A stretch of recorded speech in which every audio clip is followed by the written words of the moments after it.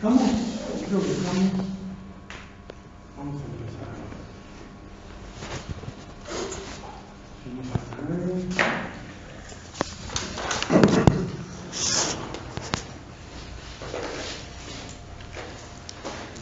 Bueno, arrancamos. Buenas tardes, mi nombre es Claudio Katz, yo soy el profesor que va a dictar el seminario.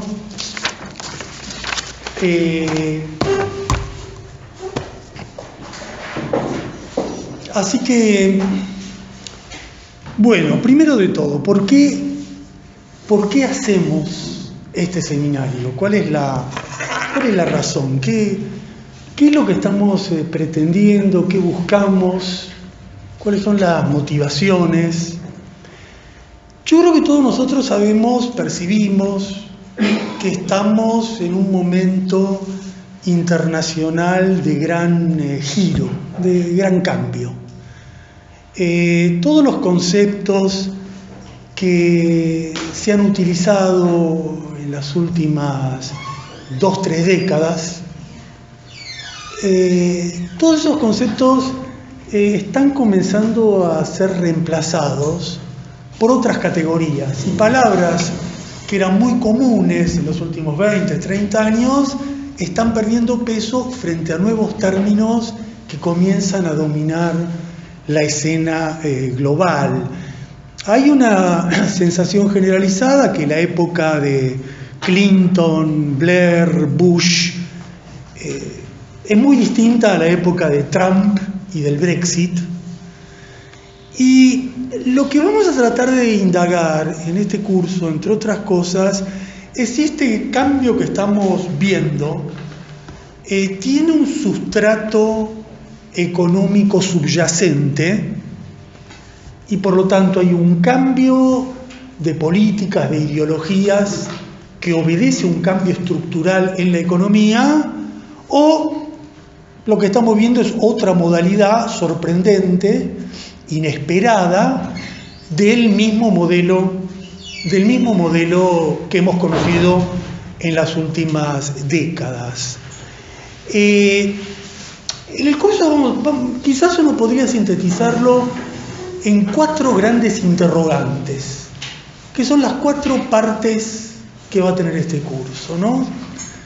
La primera va a ser esta. La primera pregunta va a ser si el periodo que empezó en los años 80 se está cerrando o no se está cerrando. Esta es el primer gran interrogante que queremos zanjar. La segunda gran pregunta, cuando avancemos un poquito en el curso, va a ser si la crisis específica del 2008, la que convulsionó al mundo, terminó o no terminó. ¿Y sigue o no sigue? El tercer problema, que ya va a estar presente desde hoy hasta el final, es si el gran conflicto que todos observan como el conflicto central del momento, China versus Estados Unidos, ese conflicto dominante, ¿qué tipo de resolución tiende a tener? O por lo menos, ¿en qué consiste el conflicto? ¿Por qué hay un conflicto así? En esa parte ya vamos a haber terminado con la economía y vamos a estar ingresando en la tercera parte, donde va a haber elementos geopolíticos. Y al final vamos a hablar más de política, qué significado tiene este ascenso derechista, de lo que se llama el populismo derechista, y qué alternativas también se perciben por el campo opuesto. Pero hay algo que va a guiar todo lo que estemos estudiando, es un cambio tectónico que estamos viendo, que es el gran giro que se produce desde hace un tiempo entre economías de Occidente estancadas o en retroceso y economías de Oriente en pleno auge. Hace décadas que vemos que esto declina y esto explota. Bueno, ¿qué significado tiene eso? En el fondo vamos a estar todo el tiempo pensando en ese problema. ¿Por qué se está produciendo algo así? Y la envergadura es evidente. Bueno, ¿qué lógica? ¿Qué causas? ¿Por qué? Como ven, como todo lo que hacemos nosotros, es muy ambicioso. Uno tiene que plantearse así objetivos de gran alcance para llegar a algo chiquito, pero llega a algo chiquito si intenta algo muy grande. Seguro lo que vamos a hacer es tratar de describir bien con lo que está en debate. Eso, hasta ahí tengan garantías. Los diagnósticos en disputa trataremos de formularlos en forma más o menos explícita, pero hay que hacer algo más. Después de cada diagnóstico vamos a una hipótesis sobre quién tiene razón en lo que se está discutiendo. O sea, no es solamente un estado de la cuestión. Juan dice una cosa, Pedro dice otra cosa, sino Juan tiene razón o Pedro tiene razón. Obviamente no lo vamos a poder zanjar, pero cuanto más avancemos por ahí, mejor. Y bueno, todo esto está ordenado a lo largo de 15 reuniones, donde cada reunión es un tema y donde siempre lo central es conceptualizar, tratar de definir, de conceptualizar, de decir, bueno, esto quiere decir esto quiere decir esto, esta es la discusión. Ese es todo el arte de lo que vamos a intentar, siguiendo no una bibliografía usual, sino una bibliografía sesgada. Yo creo que desde hace 10 años más o menos hay un interesante renacimiento del pensamiento, especialmente económico, marxista, y nos va a interesar, a mí me va a interesar, exponer desde ese lado, ¿no? ¿Qué se discute en torno a esos autores? Esos autores tienen como referencia otros autores, que son mucho más conocidos, son del mainstream. Pero en vez de discutir los del mainstream, vamos a discutir cómo estos de acá discuten entre ellos lo que se discute acá. Por lo tanto, va a haber una bibliografía bastante amplia. Cada clase va a estar precedida por una bibliografía que van a tener, que es lo que conviene leer, y a su vez, al final de cada clase, para el otro día de cada clase, les voy a facilitar una bibliografía completa de la clase. Yo voy a ir hablando, voy a ir citando nombres que ustedes quizás conocen o que no. Al otro día, o quizás un día antes, ya veremos, le va a llegar un papelito con todos los nombres que yo voy citando.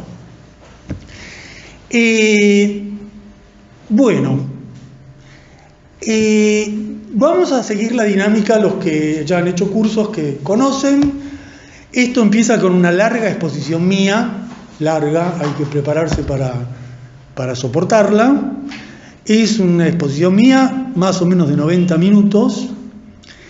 Después paramos, hacemos un descansito, volvemos y discutimos. Hasta 5 minutos o 4 horas, eso depende de lo que ustedes tengan ganas. Eso ya, según cómo sale la cosa. Al final de la clase de hoy, vamos a hacer algo que vamos a quizá empezar por ahí, no por las preguntas o el debate. Vamos a toda la parte administrativa de organización del curso, de la parte formal, la parte informal, de las evaluaciones. Facundo y Julio ya ahí van a tomar la palabra, les van a explicar todo. Así que dicho esto, hacemos una ceremonia que consiste en que todos apagamos los celulares. Y entonces, como todos apagamos los celulares, tenemos total garantía, siempre y cuando este se apague.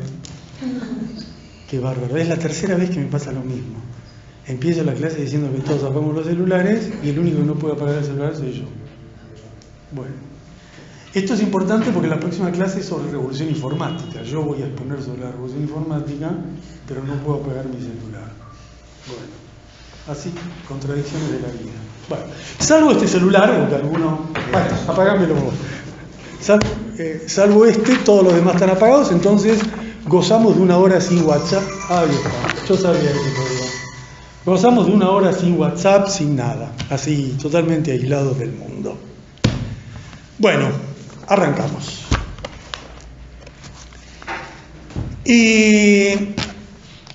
Todos sabemos que existen dos términos, dos conceptos que organizan todo el periodo de los últimos 40 años. Lo organizan porque son los términos más citados, más aludidos, de los términos sobre los cuales se discute lo que ha pasado en las últimas 4 décadas. Esos dos términos son neoliberalismo y globalización. Y frecuentemente se combinan. Muchos autores hablan de la globalización neoliberal y sirven para indagar lo que a nosotros nos importa, que es el capitalismo contemporáneo. Nosotros vamos a estudiar el capitalismo contemporáneo, pero en la clase de hoy vamos a ver un poquito cómo no se ve el capitalismo contemporáneo, sino cómo se lo ha discutido siempre en torno a estos dos temas, neoliberalismo y globalización. Son claves porque son los términos ordenadores, pero además por una razón específica de los últimos 2-3 años, que es que existe una intensa discusión de un potencial giro en ambos planos. Por primera vez en mucho tiempo aparecieron dos términos contrapuestos, el término de posliberalismo y el término de desglobalización. Entonces, lo interesante del tema es que no es que vamos a discutir la base, en qué consiste el neoliberalismo y en qué consiste la globalización, sino que ahora vamos a discutir esas dos cosas teniendo en cuenta que muchos piensan que se acabó una o que se acabaron las dos. Los que dicen que se acabó la primera dicen que ya estamos en el posliberalismo dentro de la globalización. Los que dicen que se acabó la segunda dicen que no, que estamos en la desglobalización dentro del neoliberalismo. Y los que dicen que se acabó todo, posliberalismo, desglobalización. Por lo tanto, lo que vamos a estudiar cambia un poquito a cómo se lo abordó en los últimos años, porque ahora ya es pensando todo el tiempo, ¿se termina o no se termina esto? Es otra forma, no es como en otra época que uno hablaba de la novedad o del auge. Ahora es en qué consiste, que es lo más importante, y si se termina o no se termina. Bueno, empecemos por el neoliberalismo. Bueno, el neoliberalismo es el término más usado para explicar lo que ha pasado en las últimas 4 décadas. Período neoliberal, era neoliberal, época neoliberal, ¿no? Un término citado hasta el cansancio, un término dominante, un término que llena la bibliografía de cualquier estudio, pero es un término también, como dice Dan, multiuso. En el artículo de él cita a un autor que fija 40 acepciones de neoliberalismo, 40 caracterizaciones del neoliberalismo. En realidad esto lo que nos está diciendo es que es un término clave, ordenador de la época, y de alguna manera pasa también con otros términos del mismo tipo. Modernidad, ¿cuántas acepciones tiene modernidad? Bueno, y ni que hablar capitalismo. Por lo tanto, el punto más difícil es en qué consiste el neoliberalismo. ¿Cuál sería la definición? Por la que yo me inclino, estaría centrada en 3 aspectos. El neoliberalismo son 3 cosas. La primera característica central del neoliberalismo es la ofensiva del capital sobre el trabajo y la recuperación plena del poder de las clases dominantes, como dice Harvey. Ha cumplido la función de recomponer la rentabilidad, debilitando sindicatos, debilitando trabajadores, y no como idea, esto es lo importante 40 años después, no como que quieren hacer eso, sino como lo han hecho. O sea, ya hemos visto a Pinochet, a Thatcher, a Reagan. El neoliberalismo es un proyecto de ofensiva del capital consumado a lo largo de 4 décadas. Y es importante arrancar por acá, todos los marxistas arrancamos por acá, porque si no se arranca por acá, todas las otras definiciones, en mi opinión, giran en el aire, les falta el piso. Si yo uso la más corriente, ¿qué es neoliberalismo? Bueno, es el capitalismo financiarizado versus el esquema industrial, la idea más común. La finanza, la especulación versus lo anterior, que es la industria, la productividad, o instituciones sociales regresivas versus el viejo estado de bienestar, o un orden económico-político coherente con un orden político social desordenado, y ahí empiezan las 40 acepciones. El problema es que si las 40 acepciones no se basan en la ofensiva del capital sobre el trabajo, giran en algo que es secundario, giran en lo superfluo, pierden lo central. Por eso yo creo, como infinidad de autores marxistas, que lo primero es observar al neoliberalismo como una respuesta al desafío popular de los años 70. La principal meta del neoliberalismo fue demoler conquistas obreras, erradicar el comunismo, más que desregular la intervención estatal. Más que todo lo que después vamos a ir viendo que es el neoliberalismo. Lo primero es esto, porque sin esto no hay nada consistente con el neoliberalismo.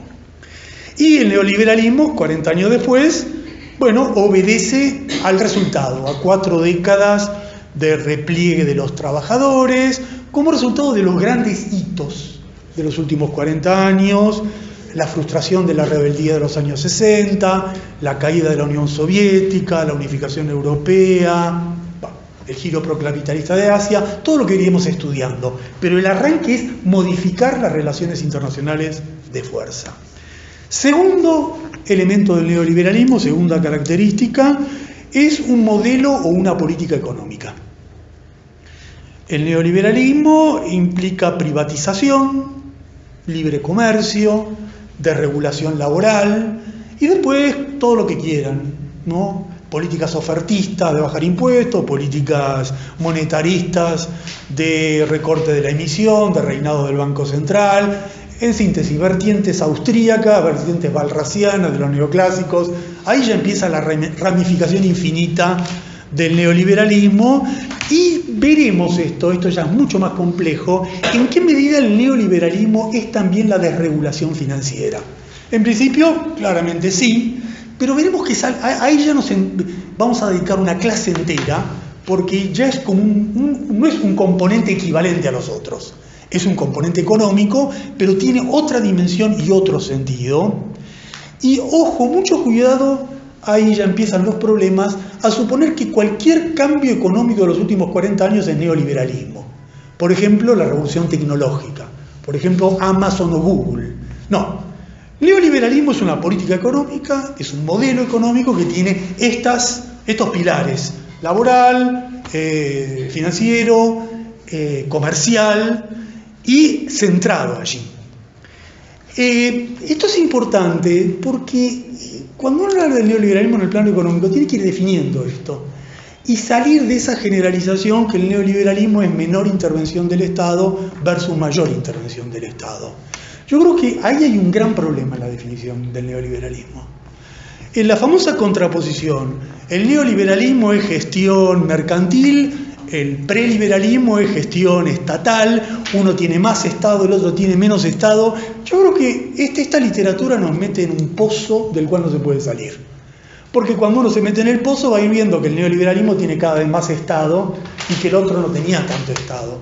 En el fondo, el Estado no es el problema, el nivel de intervención del Estado creció con el keynesianismo y creció con el neoliberalismo. La diferencia es qué tipo de intervención tiene el Estado. Y ahí sí, si el Estado tiene una intervención para tener políticas de privatización, de desregulación laboral, para eso ahí es neoliberal. Pero el hecho de que el Estado intervenga no nos dice en sí mismo nada. Por lo tanto, lo que vamos a tratar en el plano económico, ya lo vamos a ver esto en mucho detalle, lo que vamos a ir tratando de ver es qué lógica tienen estos cambios económicos con el capitalismo. Probablemente este a mi juicio es el mayor problema de las definiciones del neoliberalismo. Hay definiciones que buscan conectar qué pasó en el plano económico con qué le ocurre al capitalismo, y hay definiciones que giran en torno solo a lo que ha ocurrido con el neoliberalismo.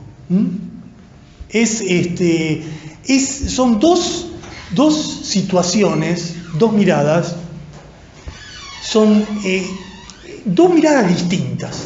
La que vamos a seguir, que son los marxistas, cuando se habla de economía neoliberal, es, bueno, pero ¿qué lógica tiene eso, privatizar una empresa, con las lógicas, con las tendencias del capitalismo? Los marxistas van a estar conectando todo el tiempo. Los no marxistas van a estar sugiriendo u omitiendo este problema. Tercer pilar del neoliberalismo es ideológico-político. No cabe ninguna duda que existe una ideología neoliberal, en cualquier acepción del término ideología, como creencia, como interés de clase, como cosmovisión, como formación de sentido. La que tomen, eso tiene una impronta neoliberal sumamente nítida: naturalizar la opresión, justificar la desigualdad, mistificar el mercado, la idolatría por la racionalidad mercantil. Eso es una ideología neoliberal, la conocemos todos, sabemos en qué consiste, y vamos a dedicar una clase, más bien sobre el final, para ver por qué fue cambiando, por qué empezó como una ideología agresiva, con un propósito anticomunista prioritario en la época de Thatcher-Reagan. ¿Por qué pasó a una forma más normativa, como dice Davis, de Clinton, Blair, de la época de triunfalismo? ¿Y por qué cambió en el 2008? ¿Por qué la coordinación estatal del rescate de los bancos impactó sobre la ideología? Y eso nos lleva al escenario de crisis de la ideología neoliberal actual. En el fondo, a la ideología le pasa lo mismo que a la economía o a la ofensiva del capital. Es un modelo que está socavado por sus contradicciones y por la dificultad para estabilizarse definitivamente como una forma prevaleciente. Yo sería mucho más cuidadoso en el tema de gobiernos neoliberales. Así como es claramente una ideología, ¿se puede hablar de gobiernos neoliberales? A mí no me suena. El gobierno y el régimen político, hay autores, por ejemplo, Bacant, dice políticas autoritarias, políticas punitivas, políticas moralizadoras, pero la política, la caracterización de un régimen tiene sus propias reglas. Hay autoritarios, bonapartistas, semiparlamentarios, plebiscitarios. Si yo meto toda esa bolsa en la denominación gobierno neoliberal, no me define gran cosa, más bien me pierdo ahí adentro. Entonces, el neoliberalismo, en mi opinión, encarna tres cosas. El neoliberalismo es ofensiva del capital sobre el trabajo, es un tipo de modelo económico, es un tipo de ideología con variados regímenes políticos, pero de esto, de lo que acabo de definir, hasta acá, ¿podemos deducir entonces que los últimos 40 años fueron una etapa neoliberal? Estas tres características nos permiten definir que, bueno, como esto tres ha predominado, ¿esto es el neoliberalismo? Bueno, aquí empieza la insatisfacción de los autores. Aquí empieza la sensación de que hay cosas que no cierran. Y como hay muchas cosas que no cierran, por muchos lados, hay autores que después de 40 años dicen, bueno, pongamos fin a esto, sepultemos el asunto y abandonemos el término neoliberalismo.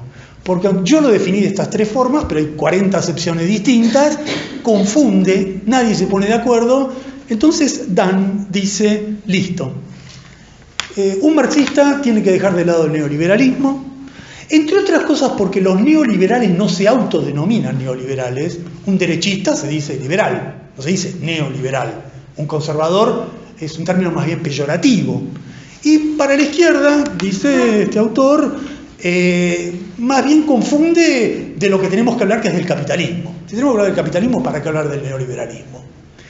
Yo no comparto cerrar el problema así, ¿no? Es una solución muy sencilla, muy linda, que simplemente nos empobrece, porque todos los análisis de los últimos 40 años han girado en torno a la lógica del neoliberalismo, a las consecuencias del neoliberalismo. Si yo simplemente digo, bueno, cancelo esto, no voy a hablar más de esto, no me interesa esto, bueno, simplemente estoy retrotrayendo el análisis, lo estoy simplificando. Es una actitud dogmática, ¿no? Como esto no me lleva mucho, volvamos al capitalismo, que sí me lleva mucho. Bueno, pero el capitalismo en sí, ya veremos, el capitalismo es una gran cosa. Si neoliberalismo nos parece poco, ¿por qué capitalismo nos parece suficiente?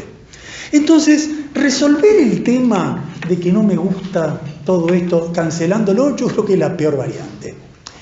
Hay otra que me gusta un poco más, que dice no, empecemos a registrar, esta es la tesis de Jessop, empecemos a registrar de que no hay un neoliberalismo, sino muchos. Y que lo que hemos tenido en 40 años son muchas variantes, o por lo menos 3 o 4 muy distintas. Lo que se conoce como el neoliberalismo, lo que todos sabemos que es el neoliberalismo, es la modalidad anglosajona, desde Thatcher, Blair, Clinton, Obama, todo eso, ¿no? Pero lo que introduce muy bien Jessop es lo que se conoce como ordoliberalismo, que es el modelo alemán. El modelo alemán que ha estructurado nada menos que la Unión Europea, Maastricht y el euro. Nada menos que semejante construcción, que es evidente que es una construcción neoliberal, nunca quedó nítido que esa construcción neoliberal es Thatcher o Reagan. No, como dice muy bien Jessop, es ordoliberalismo, que es otra tradición teórica política germana del liberalismo, y que básicamente se diferencia de la otra por un explícito rol reivindicativo del Estado. En vez de decir que el Estado tiene que retirarse, y después vemos que no se retira, pero decirlo acá dice, no, para hacer Maastricht, para hacer el euro, para hacer la Unión Europea, tenemos que tener mucho Estado. Así como la teoría de la regulación antes definía el modelo sueco, el modelo alemán distinto al modelo inglés o al modelo americano, ahora Jessop, la teoría de la regulación, diferencia entre variantes de neoliberalismo y hace muchas clasificaciones. Por ejemplo, la nuestra, la famosa, el consenso de Washington, el neoliberalismo periférico es una, el escandinavo, como él dice, neoliberalismo sin neoliberales es otra. Bueno, yo creo que esto es interesante. Yo creo que esta clasificación abre caminos, abre puertas. Abre el mismo tipo de puertas que, por ejemplo, yo utilicé en los últimos años en la diferenciación interna del neodesarrollismo. Los que hicieron otro curso o leyeron lo que yo escribí, ¿se acuerdan que yo hablaba del neodesarrollismo? ¿Por qué el neo es distinto del desarrollismo? ¿Por qué hay un social desarrollismo? ¿Por qué hay un posdesarrollismo? Bueno, esta misma, meterse en las subclasificaciones puede ser sumamente útil. Yo lo probé en el caso latinoamericano de la última década, pero lo que yo siempre establecía buscaba establecer una nítida conexión entre cada una de esas categorías y el capitalismo dependiente periférico de América Latina. No eran clasificaciones abstractas, era eso con la lógica de un capitalismo. En la teoría de la regulación, en Jessop, el entusiasmo por clasificar modelos hace que muchas veces esté muy bien la clasificación, pero no se sabe qué nexo tiene eso con el capitalismo general. Entonces ahí uno empieza a perderse en el tema. Jessop hace mucho eso. Wait. Al final, todo. Conclusión. Si se niega el neoliberalismo, se empobrece el análisis, pero tampoco alcanza con disecar infinitas partes del neoliberalismo para resolver problemas. ¿Cuál es el mayor problema del uso del término neoliberalismo para caracterizar nuestra época? Esta es mi pregunta. Y yo creo que la respuesta está en que en esta época tenemos modelos no neoliberales que están en el sistema capitalista. Y si el neoliberalismo no cubre a todos, quiere decir que entonces no es el concepto determinante de la época. ¿Y de quién estoy hablando? Nada más y nada menos que de China. Muy pocos, yo diría quizás Hans, 2 o 3 que vi, dicen que China es neoliberal, caracterizan a China como neoliberal. Ya veremos en detalle, pero intuitivamente ustedes pueden notar que con las tres definiciones que yo di, mucho no se ajusta. Ofensiva del capital sobre el trabajo cuando suben los salarios, no va. La idea de privatización en un sistema donde hay un control estatal de los recursos básicos de la economía, ideología neoliberal en un país regido por el Partido Comunista y la teoría del socialismo del mercado. China no suena como neoliberal. ¿Y qué pasa? Si China no me suena que es neoliberal, yo entonces tengo simplemente que llegar a la conclusión de que el neoliberalismo excluye a la principal potencia emergente y a la principal transformación de los últimos 40 años. Entonces tengo un concepto que tiene que decir, esto, sí, excepción de, pero ¿a quién está dejando afuera? ¿A Hong Kong?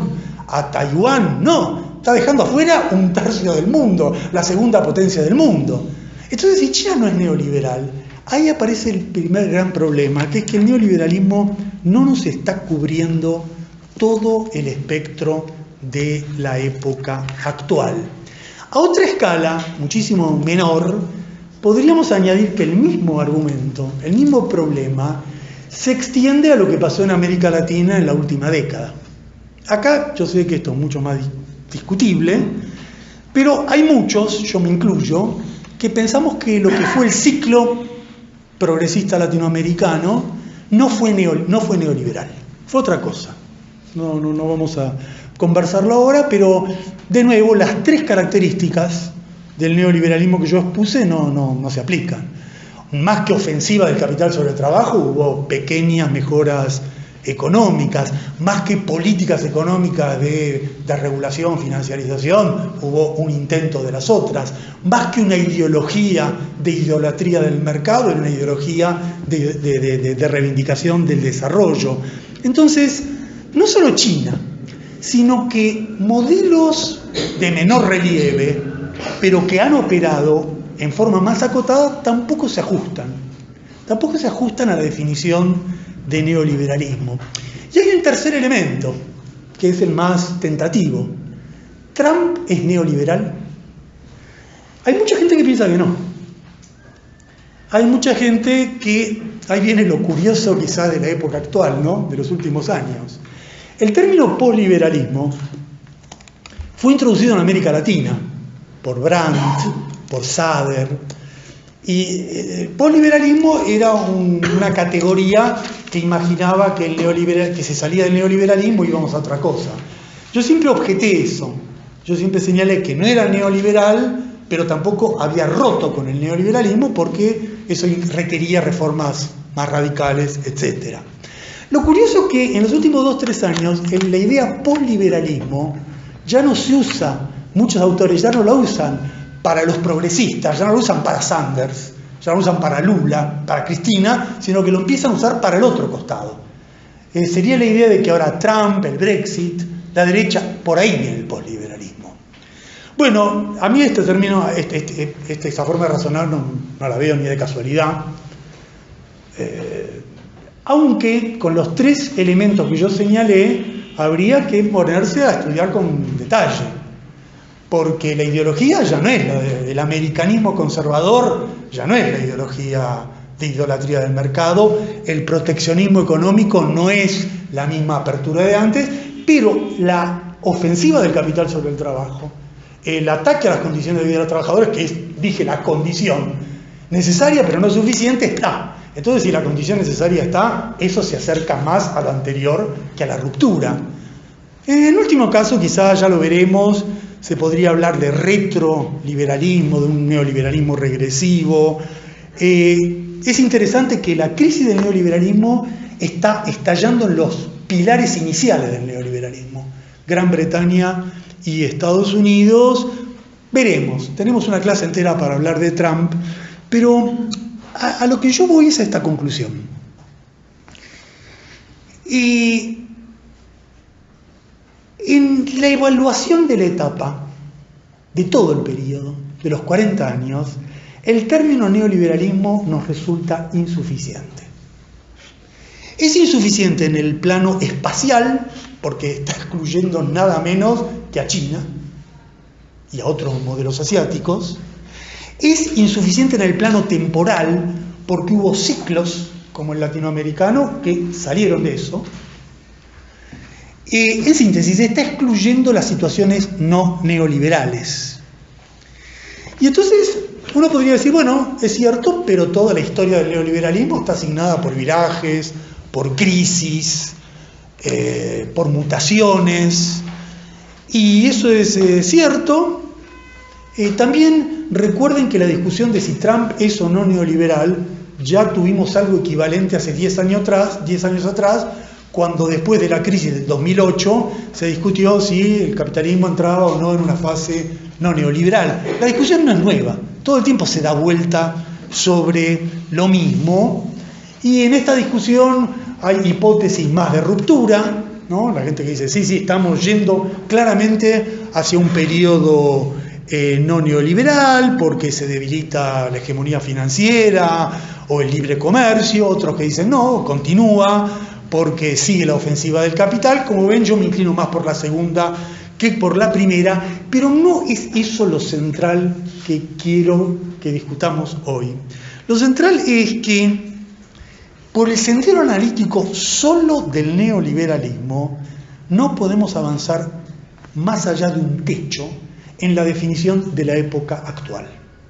De todo lo que dije, no cabe duda que el neoliberalismo es un componente decisivo, clave de lo que ha ocurrido. Y por eso no me gusta eso de olvidémonos del neoliberalismo y no hablemos más de él. No, pero es un componente clave. Sin embargo, ya le vemos, es un componente clave que tiene un bache por acá, un bache por acá, un bache por acá. Y si tiene tantos baches, ¿cómo puede ser que hablemos de una era neoliberal con baches adentro? De una era neoliberal con cosas que no son neoliberales. Bueno, primera parte hasta acá.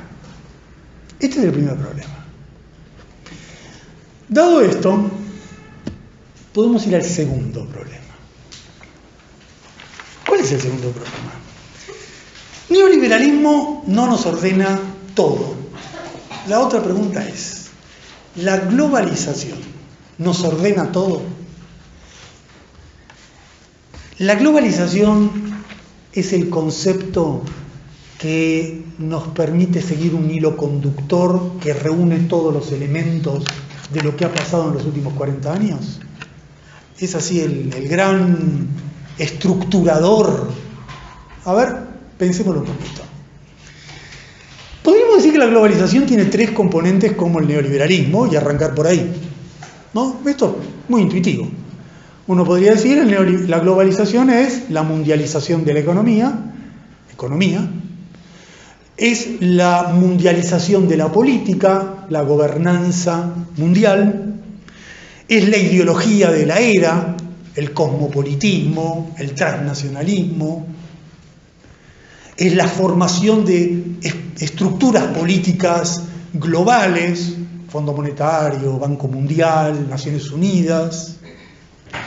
Sin embargo, muy pocos autores siguen este camino. Muy poca gente dice, bueno, globalización es todo esto, vamos a explorar todo eso. Ya acá aparece una gran diferencia con el neoliberalismo. La globalización es un tema de la economía. Muy poca gente habla de la globalización en otro plano. Los estudios sobre la globalización son estudios de economía. No tienen esa... No es que nos podemos meter... Hay un gobierno globalizado, como hay un gobierno neoliberal. Bueno, hay una ideología global. Sí, puede haber, pero... Hablar de globalización es hablar de economía. Y esto ya no circunscribe fuerte. Porque quiere decir que lo que tenemos que estudiar es la internacionalización de la economía, es nuestro único problema. Y la pregunta entonces es, ¿la internacionalización de la economía es el signo de la época? Ahí sí tenemos un elemento que nos da cuenta de lo que ha ocurrido en las últimas 4 décadas. Fíjense que si lo abordamos por este lado, la pregunta, estamos hablando ya de otra cosa. Estamos hablando de la lógica económica interior del sistema. Fíjense cómo nos estamos yendo de la problemática del neoliberalismo hacia otra cosa. Porque si la economía se está internacionalizando cada vez más, Bueno, esa internacionalización de la economía obedece a alguna lógica del sistema, que es el capitalismo. Quiere decir que la conexión de globalización con economía, ahí sí es una conexión estrecha, directa y más o menos visible. No hay puentes, no hay que recorrer tantos eslabones intermedios. Y como dice Harvey, lo que tenemos es expansión espacial, internacionalización es eso, expansión espacial del capitalismo a todo, la economía capitalista mundializando todo el planeta y un acortamiento de los tiempos de fabricación, de producción, de comercialización. Es decir, aquí la globalización es la propia lógica de la acumulación, la fuerza de la acumulación, cómo está operando la lógica económica del sistema. Bueno, mundialización de la economía es bastante evidente, significa que hay un salto cualitativo en el nivel de entrelazamiento de los distintos actores económicos. La caída de la Unión Soviética incorporó 300 millones de personas a un mundo, una economía global. La incorporación de China a 1.500 millones. Bueno, bastante evidente lo que significa la mundialización. Es la expansión de la acumulación a escala global, ya no como tendencia, no como proyecto, sino como realidad contrastable con la que estaba antes. En la época de la Unión Soviética había un divorcio, en la época de Mao había un divorcio, en la época keynesiana había previamente bloques comerciales. Ahora, dicho esto, ¿cuál es el centro de la globalización? ¿Cómo la definimos? Porque decimos que es la internacionalización de la economía. Muy bien. Ahora, aquí hay definiciones amplias. Por ejemplo, Kerr, que prefieren la extensión del concepto. Y tomar en cuenta todos los aspectos. Yo, más bien, sigo a los autores que ponen el énfasis en un aspecto que a mi juicio es el aspecto clave del problema.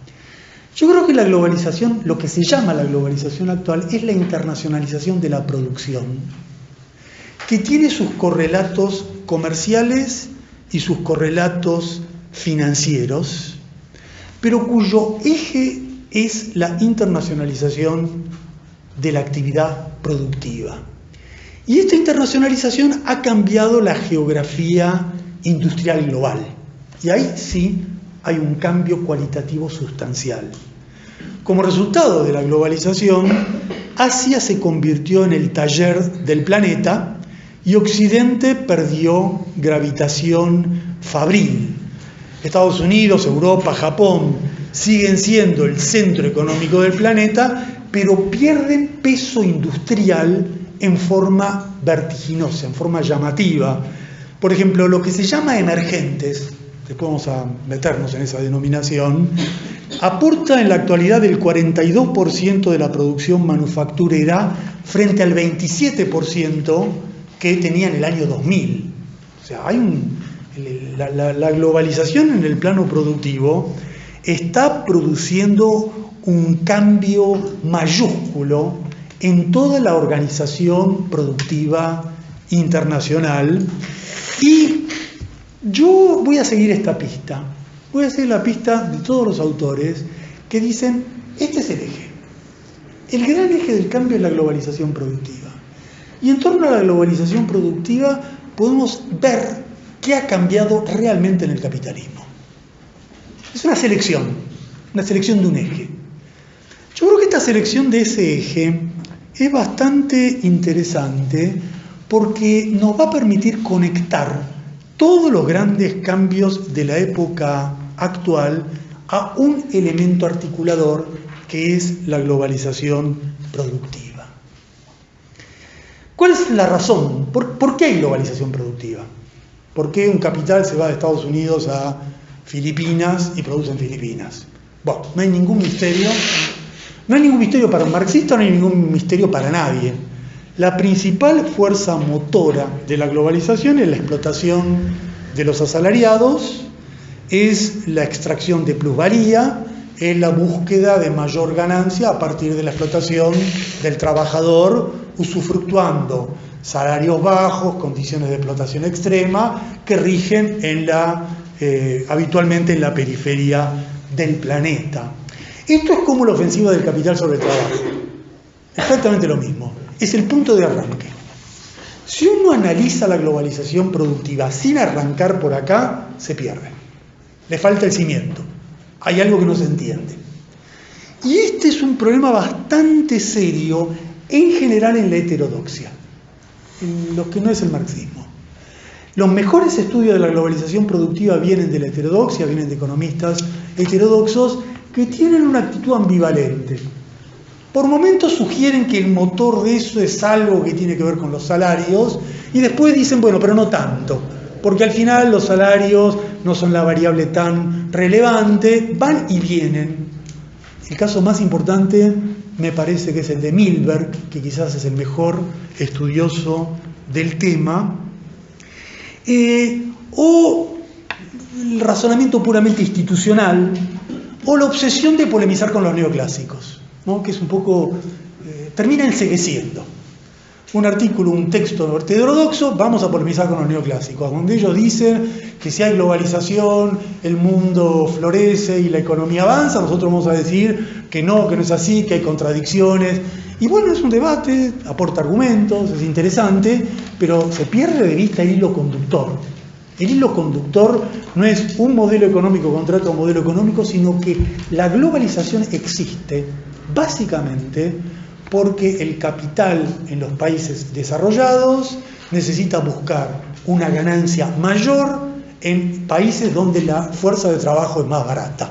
Y tienen que buscarlo como una necesidad porque la competencia coercitiva del capitalismo los obligan a buscar esta nueva fuente de plusvalía. Por lo tanto, aquí sí hay una analogía. Si dijimos que el neoliberalismo es ante todo ofensiva del capital sobre el trabajo, la globalización es ante todo la búsqueda de fuerza de trabajo barata en los lugares donde ese costo es inferior. Pero fíjense que hay una diferencia. La diferencia es que la globalización productiva, razonada así, es de nuevo un razonamiento económico en la lógica del capitalismo. El capital va a buscar fuerza de trabajo barato porque tiene esa necesidad porque hay fuerzas competitivas que lo impulsan. Por lo tanto, ese es el sentido que tiene y ese es el sentido que le han dado tantos autores. Yo creo que este punto de arranque es lo que hace tan bueno los trabajos, por ejemplo, de John Smith, ¿no? Lo interesante de John Smith es que John Smith arranca por acá, ¿no? Y empieza a razonar toda la lógica de lo que él va a exponer, empieza con este principio. La clave del mundo actual es la globalización productiva, la clave de la globalización productiva es la explotación del trabajo. Y con estos dos principios empieza a avanzar. Lo mismo William Robinson. Van a ver hasta qué punto yo discrepo con Smith y con Robinson, pero hasta qué punto soy afín a por dónde empiezan el análisis. Y por dónde se empieza el análisis es casi la clave para ver cómo continúa el análisis. Y hay muchos autores. Samir Amin también. Samir Amin cuando decía la clave del mundo actual es que hay movilidad del capital y las mercancías, pero inmovilidad de la fuerza de trabajo. Y entonces todo se ordena en torno a esa contradicción. Está diciendo la globalización productiva y la explotación del trabajo son los dos elementos ordenadores de todo el análisis. Y después todas las consecuencias de esto. Si esto ordena el análisis, si este es el punto de arranque, ahí están las contradicciones centrales. Las contradicciones de lo que Smith llama el arbitraje salarial global, y lo que otra gente, por ejemplo Hart, ha estudiado muy bien. Bueno, si la globalización está para esto y genera explotación, de ahí viene todo. Precarización, desigualdad, todo el hilo conductor de las crisis que vamos a estudiar en la segunda parte del curso. Por lo tanto, al privilegiar tanto la globalización productiva, yo lo que ya estoy sugiriendo es que la etapa se puede entender mejor como una etapa de capitalismo globalizado que como una etapa de capitalismo neoliberal. Si yo sigo por este lado, entonces estoy llegando a esa conclusión. Y lo que estoy diciendo que entonces lo importante es la dinámica de la acumulación que conduce a la globalización productiva empujada por la explotación y no las formas de gestión neoliberal del capitalismo. Repito, y no olvidar nunca, no es que el neoliberalismo no es clave, pero no tiene esta relevancia estructural. Y si no tiene esta relevancia estructural, no es el hilo conductor de la época actual. Entre otras cosas porque lo que empuja esa globalización es una fuerza directa del sistema. Es lo que se llama la competencia monopolista, ¿no? O monopólica. La competencia monopólica es la que obliga, la que empuja. Si fuera por el capital mismo, si no estuviese sometido a esa tiranía de la competencia monopolista, bueno, se hubieran quedado en Estados Unidos, tranquilos, en Francia, lucrando con el mercado interno. No pueden. Y han tenido que salir a la globalización productiva. Ahora, si yo estoy diciendo esto, globalización productiva nos esclarece más que capitalismo neoliberal, por lo tanto la época es más eso, habría que pensar, bueno, eso es lo que estoy diciendo yo, pero yo no soy una eminencia, hay que ir a las eminencias. ¿Qué dijeron las eminencias en el pasado? ¿Qué dijeron los marxistas? ¿Cómo vieron los marxistas en el pasado? ¿Cómo periodizaban el sistema? ¿Cómo decían, bueno, esta época, esta época, esta época, esta época? ¿Cómo distinguieron capitalismo de libre comercio, de capitalismo imperialista, de capitalismo tardío, de capitalismo monopolista, de capitalismo de Estado? ¿Por qué? ¿Cómo elegían el calificativo? ¿Cómo es que Suisi, Mandel, Amin, Lenin, bueno, podrían Bujarin, pero podemos citar a todos, ¿cómo es que decían capitalismo esto? ¿Cómo elegían el aditivo? Bueno, yo creo que lo elegían imaginando o tratando de explicar qué ha cambiado en la lógica rectora del capitalismo, en la lógica interna rectora del capitalismo. Uno decían, bueno, lo que ha cambiado en la lógica interna es que hay monopolios, otro que interviene el Estado, otro que el sistema ya tiene contradicciones tardías. Pero fíjense que ninguno denominó al capitalismo de la posguerra, por ejemplo, capitalismo keynesiano, que sería una buena contraparte del capitalismo neoliberal, o capitalismo regulado. Pero ¿por qué no elegían keynesiano, regulado, sino monopolista de Estado? Porque estaban buscando eso. ¿Qué es lo central? Bueno, lo central es que terminó la época de libre comercio. Lo central es que terminó algo en la fuerza interna del sistema. Bueno, razonado así, capitalismo globalizado es más coherente con esa tradición, de nuevo, que capitalismo neoliberal. Ya no solo tenemos una fuerza rectora, tenemos que más o menos de esta forma se analizó históricamente el problema. Y entonces, ¿en qué medida por esta vía cerramos la incógnita anterior? Bueno, ya acá viene la otra pregunta. Entonces lo que yo estoy diciendo es que la época actual es capitalismo globalizado. Pero yo dije que el capitalismo neoliberal no servía porque estaba agujereado con muchas excepciones. Yo dije, mira, esto no puede ser porque acá está China, está el ciclo latinoamericano, etc. Hay Trump, no se sabe. Y acá, en el capitalismo globalizado, ¿entra todo? ¿Todo? Bueno, yo creo que entra todo. Entra absolutamente todo. Dentro del capitalismo globalizado, nosotros podemos situar los modelos típicamente liberales, neoliberales, de Estados Unidos, de Thatcher, de Reagan, de Blair, de Clinton. Podemos los ordoliberales de Alemania, pero también los no neoliberales de China, también los distanciados del neoliberalismo como el ciclo latinoamericano, o también los controvertidos como Trump. Lo que yo estoy diciendo es esto. Todas estas modalidades están interconectadas entre sí por la lógica del capitalismo global. Son distintas. No cabe duda que China es muy distinta a Trump. No cabe duda que Lula es distinto a Bolsonaro. No cabe duda que Merkel es distinta a Trump. Pero ¿qué une a todos ellos? Que todos tienen una referencia común.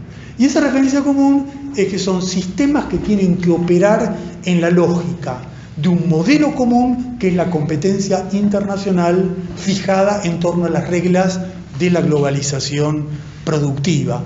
Entonces, si esto es así, si el razonamiento está bien, el concepto de capitalismo globalizado sí cumple lo que no cumplía el capitalismo neoliberal. Y nos está dando una pista de lo que buscamos. ¿Qué ordena todo? ¿Qué hace que todo esto esté conectado uno con el otro? Funcione de una manera lógica. Dicho esto, la historia del capitalismo, de la globalización productiva, es muy importante, muy interesante. La globalización productiva tiene su propia historia, ¿no?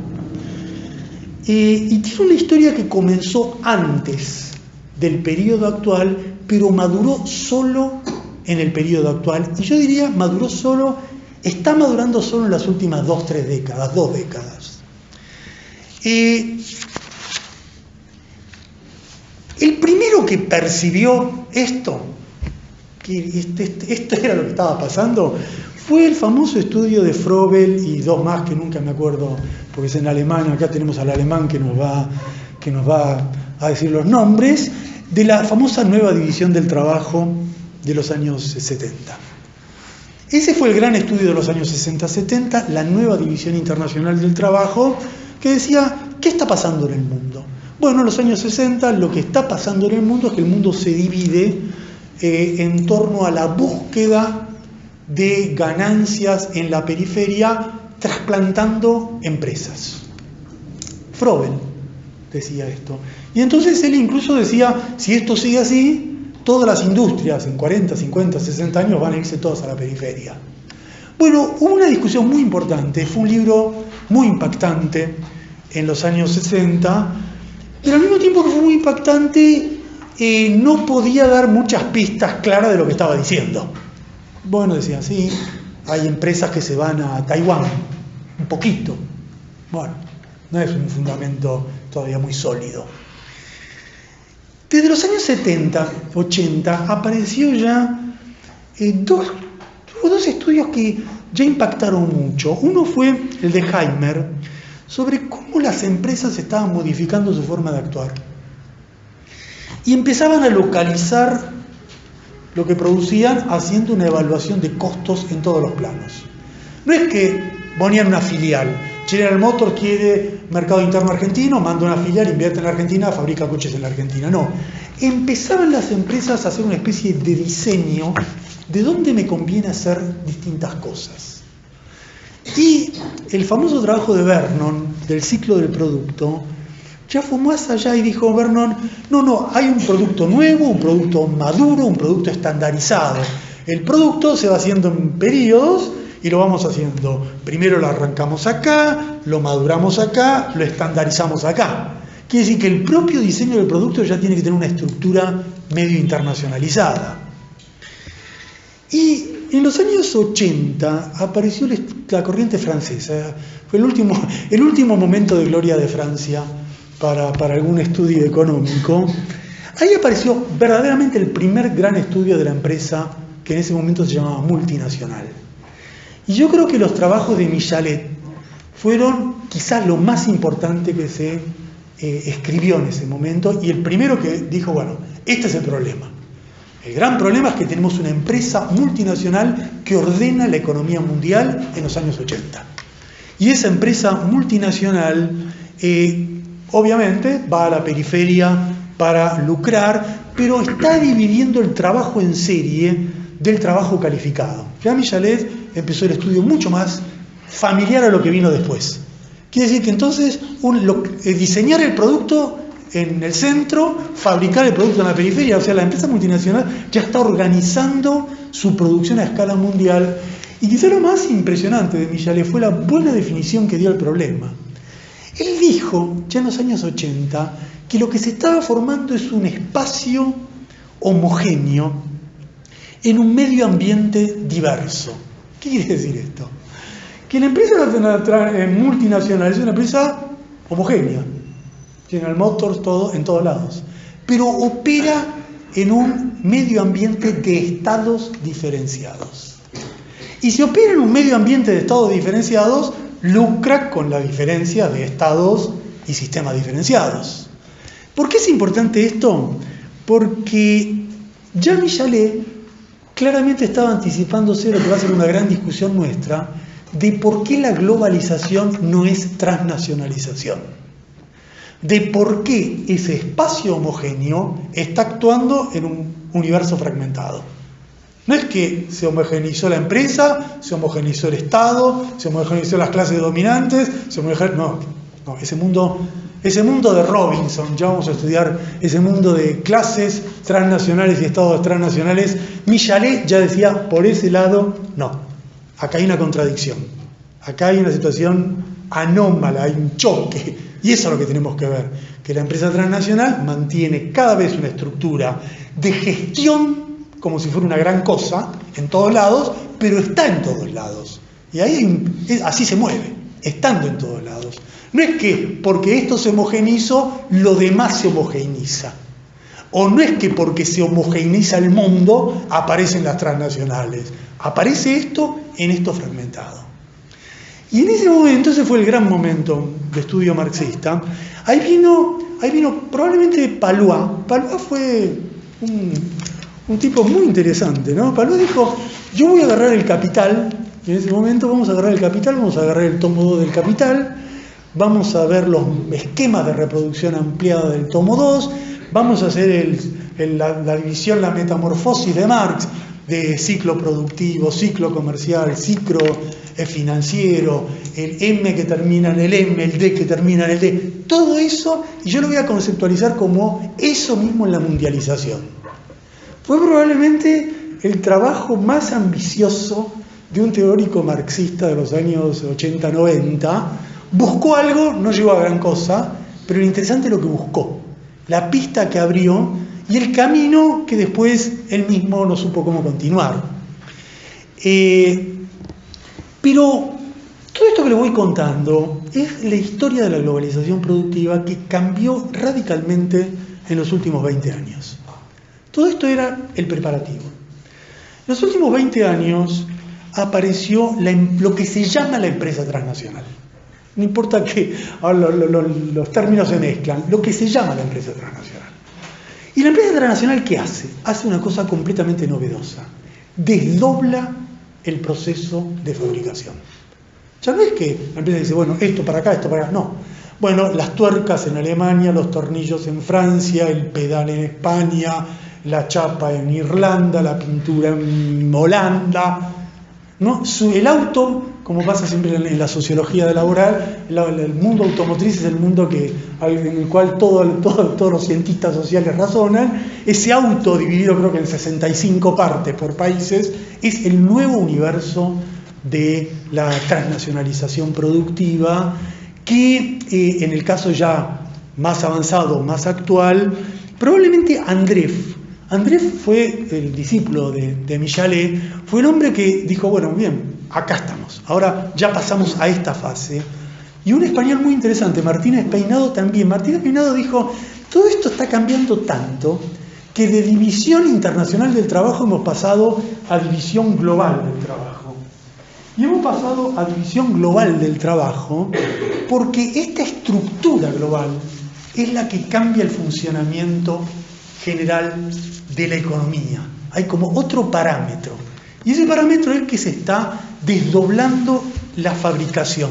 No es solamente que hemos pasado de lo que todos conocemos acá de sobra, no es que solamente se terminó el modelo de sustitución de importaciones por el modelo de el MOE, por exportaciones industriales, de Argentina a Corea. No es solo eso.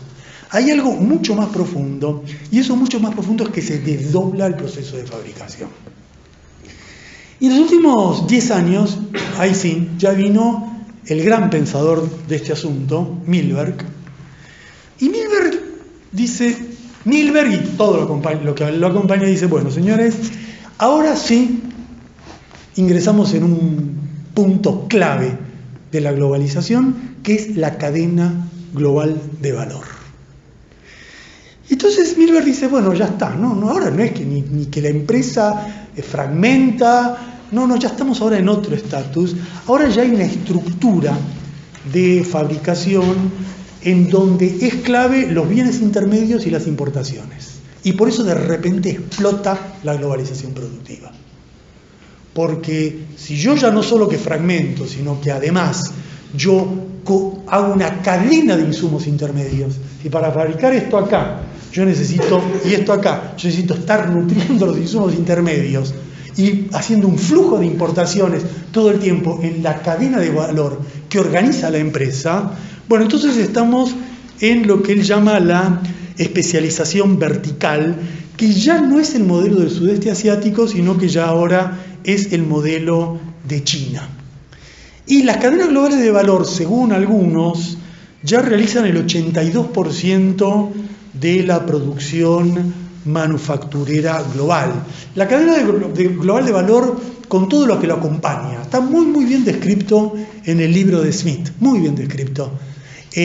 La subcontratación, el offshoring, la deslocalización, la operación con productos intermedios, la tiranía sobre los proveedores, creo que esto lo cuenta más Milberg, cómo se arma esa cadena global de valor, donde el dominio está ejercido sobre lo que quedó afuera. Está la cadena de valor y está todo lo que va rodeando en círculos la cadena de valor.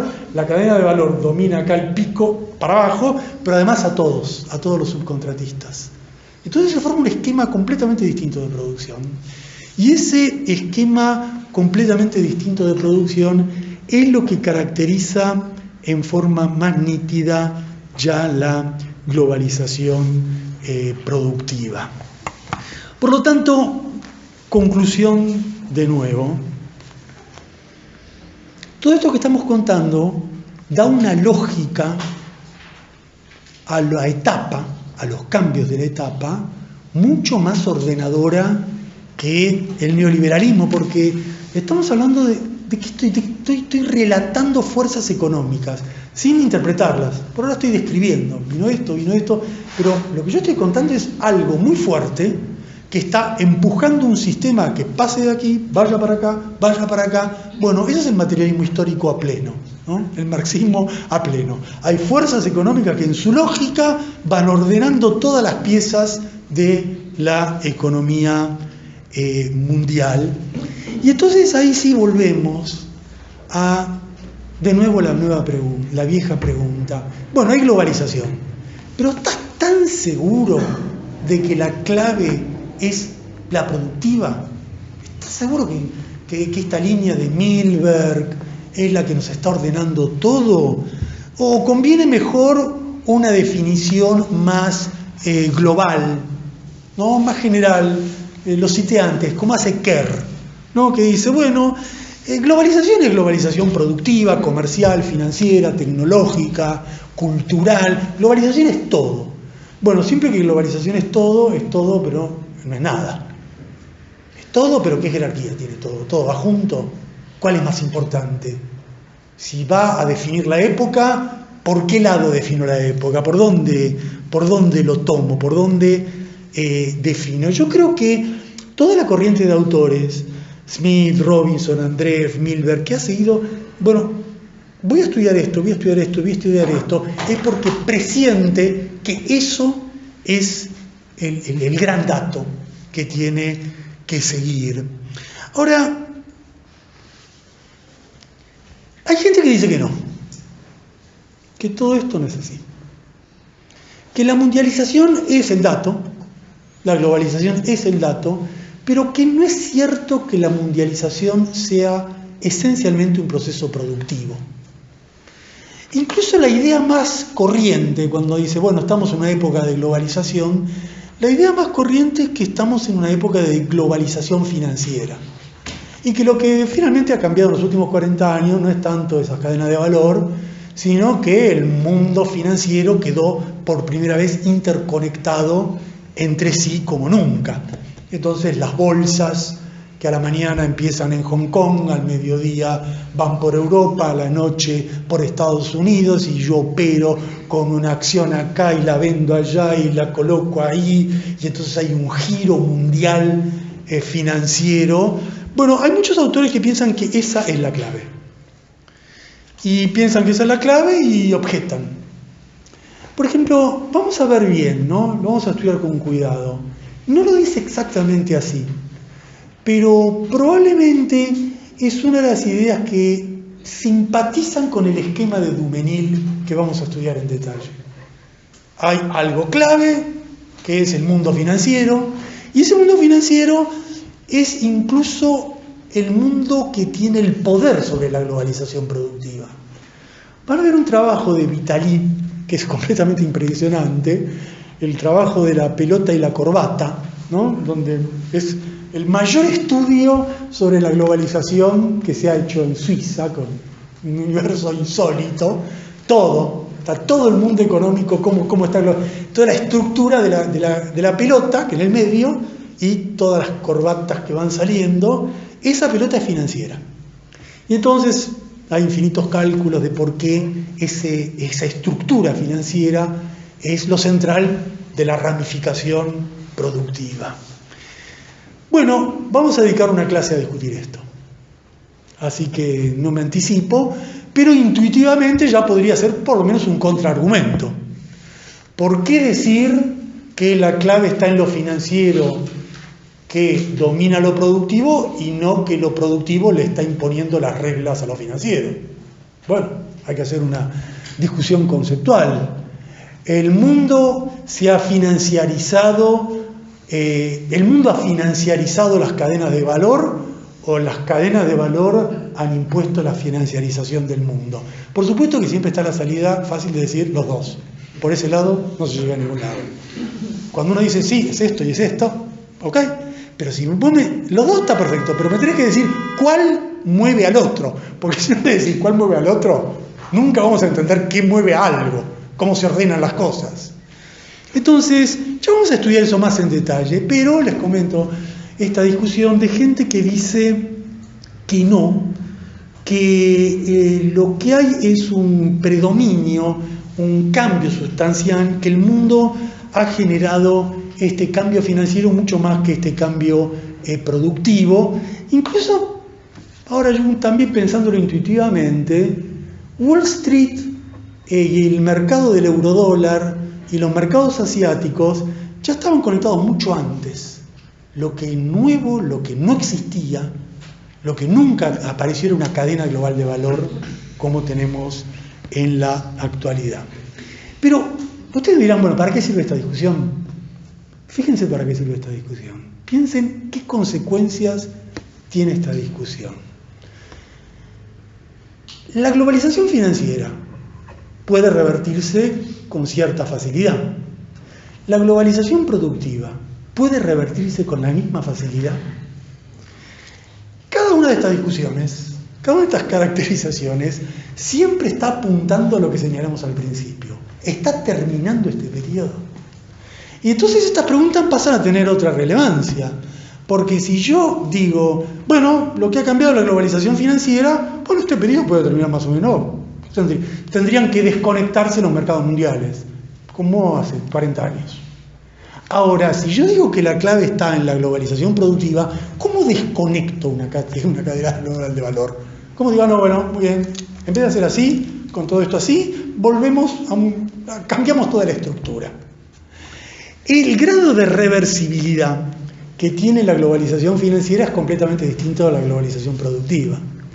Y si es cierto el razonamiento que el eje es la globalización productiva, por lo tanto estaríamos en presencia de un cambio como fue la centralización del capital, la monopolización del capital, el cambio de dimensión, una cosa estructural que queda y que de la cual ya no se vuelve para atrás. Y quizás otra confirmación de lo mismo son los debates. Ya desde la época de Michelet hay un gran debate que sigue y sigue y sigue todo el tiempo, que es lo que llamaba en esa época la atractividad, ahora creo que se llama la seducción, que es que todos los países quieren seducir el capital, engancharse en la cadena de valor, participar, meterse en eso. Y esa es una discusión que hace 30 años da vuelta todo el tiempo. No te podés marginar de esto, tenés que entrar por acá, tenés que entrar no por abajo, sino que tenés que ir ahí. Toda esta discusión, todo el tiempo, todo el tiempo. La inversión externa tiene que estar conectada a la cadena de valor. Si vos invertís en soja, no vas a ir para ningún lado, pero si vos invertís en un bien intermedio de la cadena de valor, entraste en el circuito.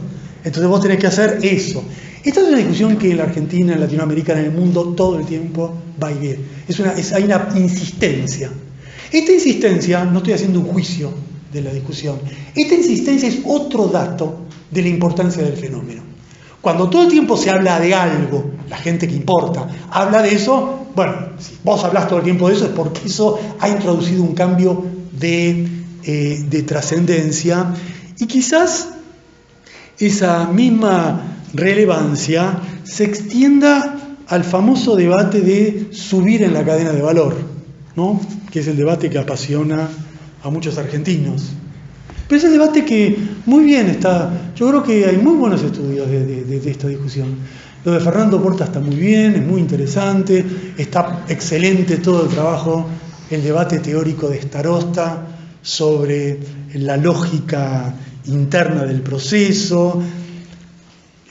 El debate más o menos es muy conocido, vos estás en la cadena de valor, puedes estar arriba, puedes estar en el medio, puedes estar abajo. Entonces, ¿qué dice la heterodoxia? Vos vas subiendo y te va mejor, tenés que entrar por acá, subir. Otro dice, nunca vas a poder subir. Otro dice, tenés que estar aunque sea por acá, para estar conectado. Otro dice, tenés que entrar directamente por el medio. Bueno, todos estos debates, lo que por el momento nos interesan es cómo ha cambiado desde la época de Guerrefi, cuando se discutía qué es la cadena de valor, si es una cadena de producción o también es una cadena de comercialización. Si Walmart está en la cadena de valor junto con Apple, desde el momento ese descriptivo hasta ahora ha cambiado mucho, y lo que más ha cambiado es el debate de quién se queda con la renta. En términos de la cadena, en términos marxistas, quién se apropia de la plusvalía que se genera en todo ese circuito. Y el hecho que tanto se discuta esto, quién se queda con eso, te está diciendo que eso es lo que hay que mirar, que eso es lo relevante del proceso, porque es la distribución de la plusvalía, la distribución de las ganancias entre todos sus participantes. Dicho esto, vamos a 3 críticas rapidísimas de todo lo que dije. Primera crítica rápida, todo lo que dijo no sirve porque la globalización existió siempre. Como la globalización existió siempre, no hay ninguna novedad. Por ejemplo, Wallerstein, desde hace 500 años con el sistema mundial. Entonces, como ya hace 500 años había mundialización, bueno, lo que estamos es en un momento más de lo mismo, del mismo periodo. Bueno, pasa que con este razonamiento metahistórico, no sé a dónde podemos ir, porque es evidente que la mundialización del siglo XVI no tiene nada que ver con la mundialización del siglo XIX, y la cadena global de valor no tiene nada que ver con... El problema de que es un grado, bueno, pero hay que ver ese grado a cuánto se involucra. Una variante más light de lo mismo es la crítica que está hace 30 años dando vuelta todo el tiempo, que es la que dice que la globalización de ahora ya estuvo presente a principios del siglo XX. Es la tesis de Hirst, de Thompson, de Sutcliffe, de Glynn. Es la tesis antiglobalización en el plano económico más conocida. No es cierto que hay globalización porque ya hubo antes. ¿Cuándo hubo antes? Porque en el año 1914 ya los índices de globalización eran semejantes a el actual. El del 2007 es igual a 1913. El problema es que yo veo acá que se está comparando peras con manzanas. Porque una empresa cerealera globalizada en 1913, Bunge y Born, o una petrolera Exxon, que no se llamaba Standard Oil, en 1920, ¿Es lo mismo que una cadena global de valor en el 2018? No, no es lo mismo. Pero no es lo mismo, ¿por qué? No es lo mismo, entre otras cosas, porque a qué se está dedicando. No es lo mismo globalizar la producción y comercialización de cereales y petróleo que estructurar la producción mundial en torno a una fabricación ordenada desde una empresa transnacional. Bueno, y la tercera crítica, la de Roberts, esta ya más interesante, mucho más complicada, de Roberts lo vamos a estudiar hasta el detalle. Roberts y Harvey van a ser nuestros personajes todos los días. Roberts dice otra cosa, dice, no es que hubo siempre, no es que es la misma de 1913, lo que hay es un ciclo. La globalización sube, baja, sube, baja. La globalización es como el capitalismo, está sujeto a una especie de ondas largas. Y como toda la clase 5 vamos a hablar de las ondas largas, mucho no los voy a comentar ahora, pero la idea de Roberts es que hay momentos de globalización y momentos de retracción de la globalización. Es una especie de proceso pendular, sube y baja.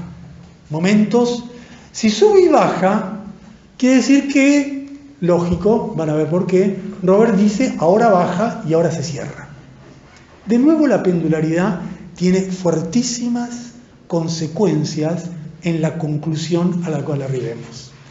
Si la globalización es un proceso estable, que va así, capitalismo cada vez más grande, globalización más grande, tipo dimensión de la inversión.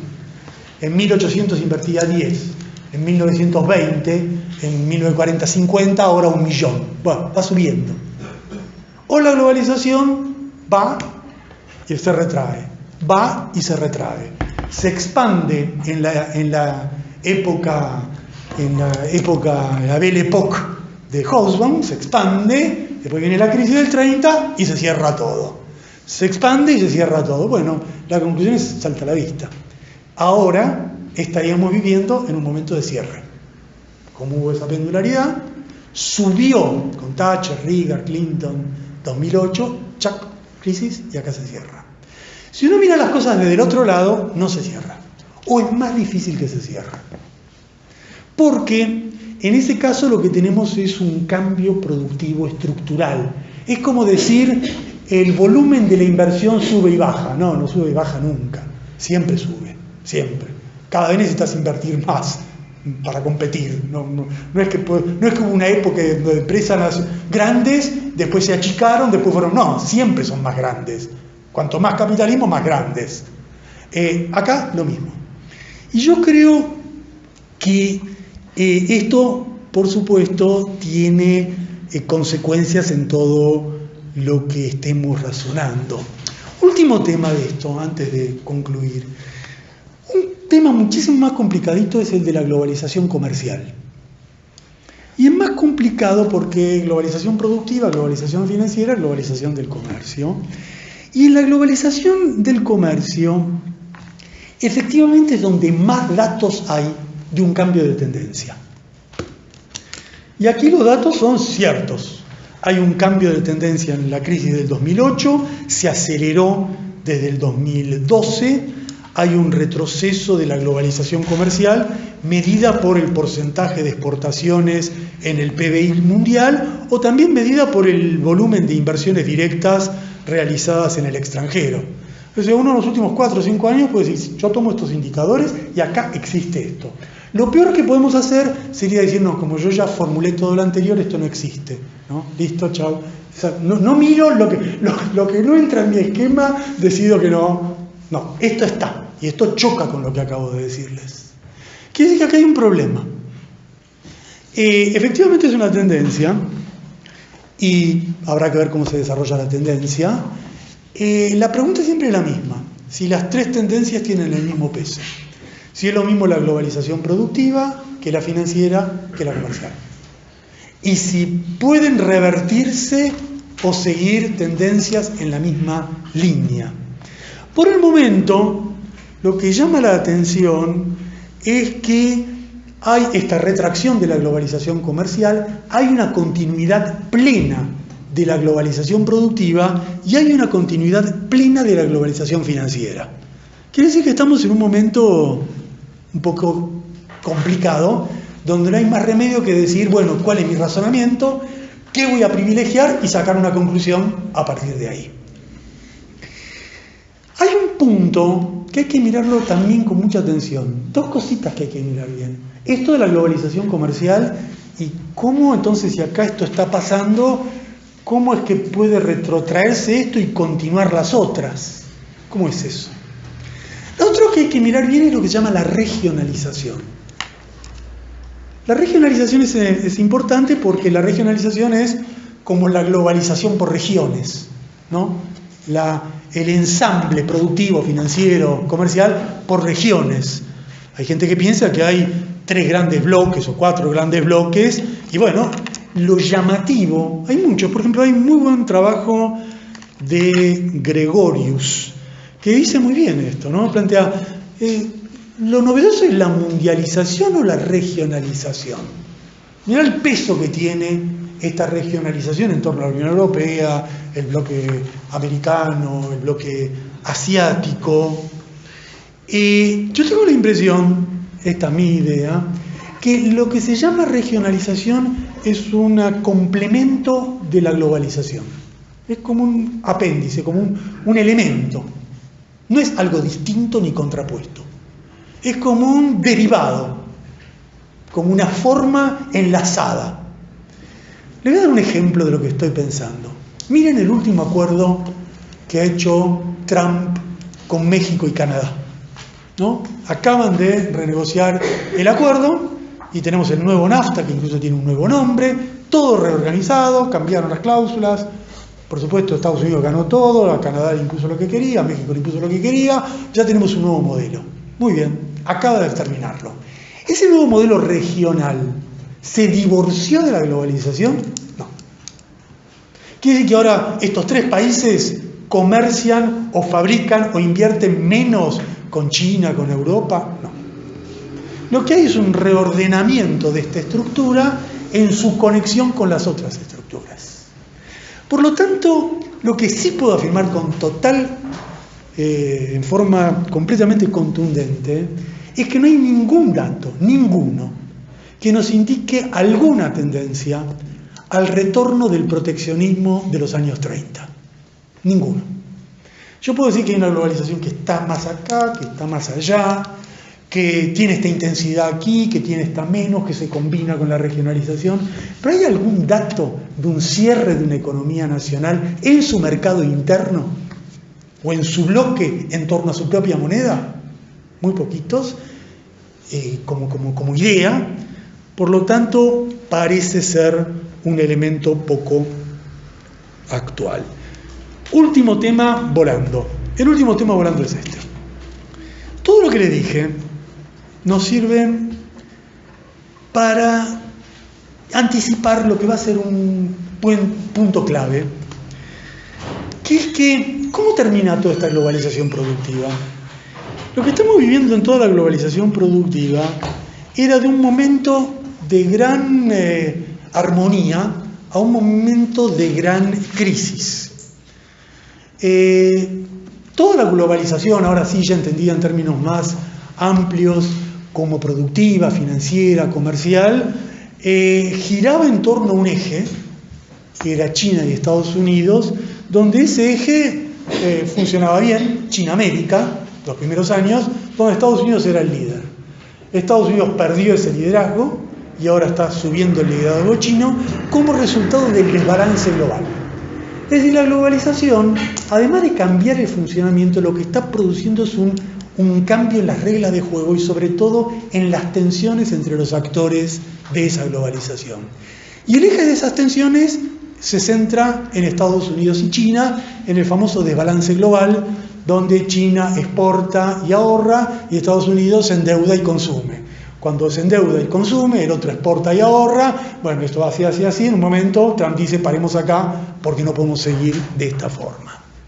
Quiere decir que lo que estamos viendo es el punto crítico de todo este proceso. Y el punto crítico de todo este proceso se expresa en la tensión entre Estados Unidos y China. Pregunta, ¿qué es esa tensión? ¿Cómo caracterizarla? Aquí hay 2 bibliotecas. Está la biblioteca de Smith, que plantea que esta es una tensión entre centro y periferia.